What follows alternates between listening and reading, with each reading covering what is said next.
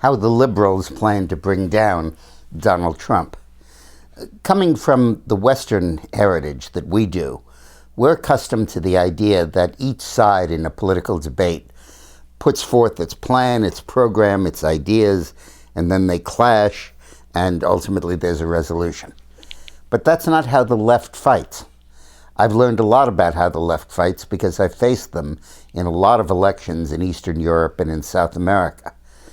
The way they battle, which is essentially the way they are now fighting in the United States, is not that they propose any major program, or even that they have one consistent theme of opposition to the program proposed by the right. It's the death of 1,000 cuts. It's the idea of coming up with 1,000,000 stories and thousands and thousands of different topics, each one pecking away from a different angle, partially designed to peel off constituencies, but partially designed simply to obstruct the ability of the conservative, or in this case the president, to get his message out and to make his thematic construct to the American people.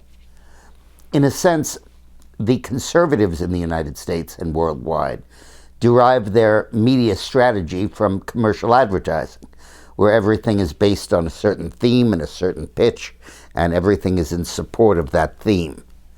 The left derives its from journalism, where it's 1,000 different stories, each one a different day, each never quite fulfilling, never quite reaching their end, but each raising questions and raising hypotheses. Is there too much fighting in the administration? Is Trump alienating our allies? Will he restrict birth control choices for women? Will he rape the environment? Will his oil drilling result in offshore pollution?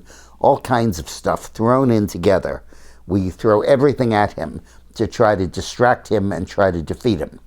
It's a little bit like a defense attorney in a criminal matter who doesn't try to prove his client's innocence. Instead, he tries to so impede, obfuscate, and befuddle the opposition that the prosecution can never prove that the guy is guilty. And that really is the strategy that the left is engaging in now. They have no coherent line of attack against Trump. They didn't all throughout the election.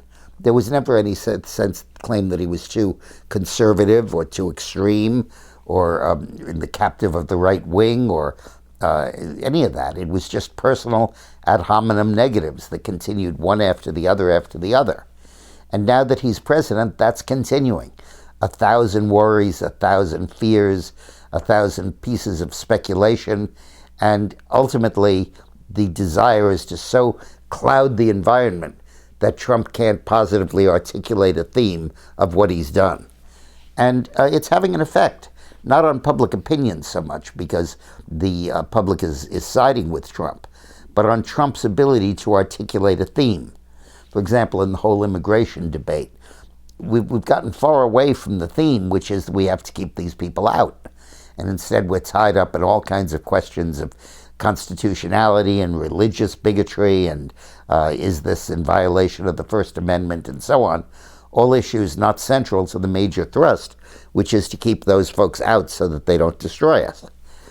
Trump needs to understand that, and he needs to fight against the left, not by tweeting about each attack, not by responding like a bull in a bullfight to each thrust of the picador's needle, but instead by articulating again and again and again his fundamental theme. Trump did very well, for example, in the last few days by giving speeches about jobs in 2 different locations where he'd really produced. That's the kind of thing he has to do. Stay on message and stay on theme. Thanks for watching.